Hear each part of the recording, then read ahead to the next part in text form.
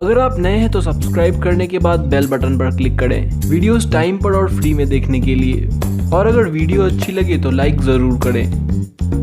दोस्तों, सिक्किम भारत का एक ऐसा राज्य है जो कि साल 1975 से पहले भारत का हिस्सा नहीं था और साल 1975 से पहले सिक्किम को एक अलग ही देश की तरह देखा जाता था। लेकिन आज के समय सिक्किम भारत का एक अटूट हिस्सा है और सिर्फ ये ही नहीं, आज के समय सिक्किम भारत का तीसरा सबसे धनी राज्य है और सिक्किम नॉर्थ ईस्ट में बसा भारत का दूसरा सबसे छोटा राज्य है, जो कि 3 देश उत्तर में चीन, पूर्व में भूटान और पश्चिम में नेपाल से घिरा हुआ है। इसके अलावा भी सिक्किम के दक्षिण में भारत का दार्जिलिंग और सिलीगुड़ी है। सिक्किम की आबादी सिर्फ 6 लाख है और सिक्किम भारत का सबसे कम आबादी वाला राज्य है। इसके बावजूद भी सिक्किम में 3 जनजाति के लोग रहते हैं और यहाँ पर 11 से अधिक भाषाएं बोली जाती हैं। सिक्किम का ज्यादातर भाग पहाड़ों और घने जंगलों से घिरा हुआ है। इसके अलावा भी सिक्किम का 35% हिस्सा कंचनजंगा नेशनल पार्क के अंदर आता है, जिस वजह से यहाँ का नजारा बहुत ही खूबसूरत है और इसीलिए ही हर साल यहाँ लाखों की मात्रा में टूरिस्ट आते हैं।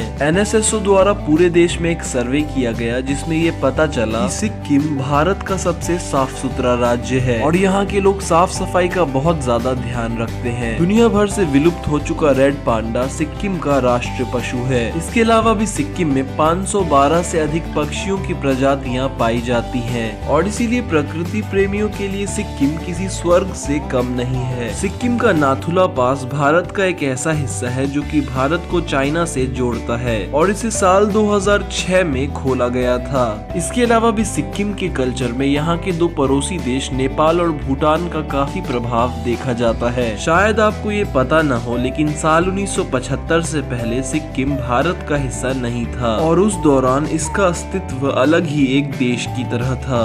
साल 1642 से लेकर साल 1975 तक सिक्किम पर नामग्याल डायनेस्टी का राज रहा और यहाँ के राजाओं को चोग्याल कहा जाता था। ये माना जाता है कि ये लोग तिब्बत से यहाँ आए थे और इसीलिए चोग्याल राजाओं के संबंध तिब्बत से बहुत ही मजबूत हुआ करते थे। इसी बीच 18वीं सदी में नेपाल के गोरखा किंगडम ने सिक्किम पर हमला कर कब्जा कर लिया, जिस वजह से एक लंबे समय तक सिक्किम पर नेपाल का कब्जा रहा। इसी बीच सिक्किम में नेपाल से बहुत से लोग आकर बस गए। इसके बाद सिक्किम ने ब्रिटिश ईस्ट इंडिया कंपनी से मदद ली, जिसके बाद साल 1814 से लेकर साल 1816 तक ब्रिटिशर्स और नेपाल के गोरखा किंगडम के बीच एक लड़ाई लड़ी गई, जिसे एंग्लो नेपाल वॉर के नाम से जाना जाता है। इस लड़ाई में नेपाल हार जाता है और British East India Company treaty of Titalia sign करती है और सिक्किम को उसका खोया हुआ साम्राज्य लौटा देती है। लेकिन आगे चलकर दार्जिलिंग की वजह से सिक्किम और ब्रिटिश ईस्ट इंडिया कंपनी के संबंध भी खराब हो जाते हैं और साल 1890 में British East India company Sikkim को ऑफिशियली अपना एक प्रोटेक्टोरेट घोषित कर देती है, जिसके बाद पूरी दुनिया की नजर में Sikkim British East India company की जिम्मेदारी थी।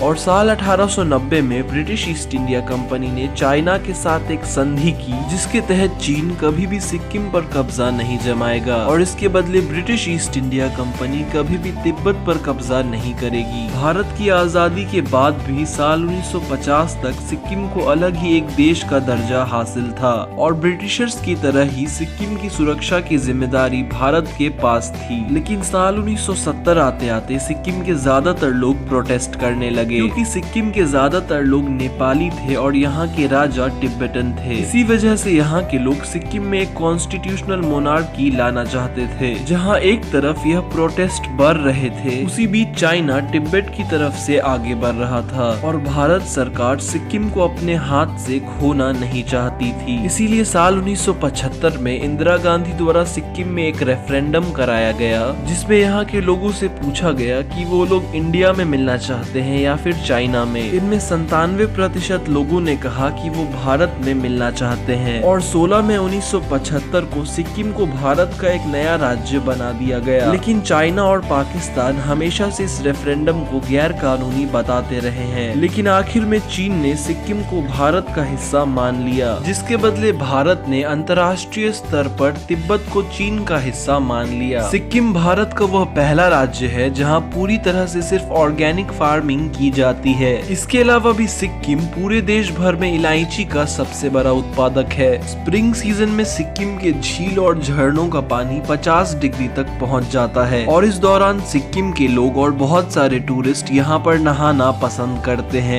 सिक्किम में घूमने के लिए बहुत सी जगहें हैं, जिनमें पेलिंग, चंगू लेक, युमथांग वैली, युकसोम, स्मिति लेक, लाचेन, लाचुंग और नाथुला पास सबसे फेमस है। इसके अलावा भी एशिया का दूसरा सबसे बड़ा सस्पेंशन ब्रिज सिक्किम में ही मौजूद है। शायद आपको ये बात पता न हो, लेकिन सिक्किम के पवन कुमार चावलिंग के नाम भारत के किसी राज्य के सबसे लंबे समय तक सीएम रहने का खिताब है और ये सबसे लंबे समय तक यानी कि 24 साल तक सिक्किम के सीएम बने रहे। पिछली वीडियो के सवाल का सही जवाब दिया था Rama Khan, Vicky vlogs, learning club और चयानिका दास ने। इस वीडियो में मैं शाउट आउट देना चाहूंगा इमरान खान, शोएब खान, अंशिका गुप्ता और चयानिका दास को, हमारी वीडियोस में अच्छे कमेंट्स कर हमें मोटिवेट करने के लिए। इस वीडियो का सवाल, सिक्किम का नाथुला पास कब खोला गया था? ध्यान रहे ये सवाल इसी वीडियो से पूछा गया है और इसका सही जवाब देने पर आपको भी शाउट आउट मिल सकता है। तो आपको हमारी ये वीडियो कैसी लगी? अगर अच्छी लगी तो लाइक, शेयर और सब्सक्राइब करना ना भूलें। तो फिर मिलेंगे एक नई वीडियो के साथ, तब तक के लिए नमस्कार।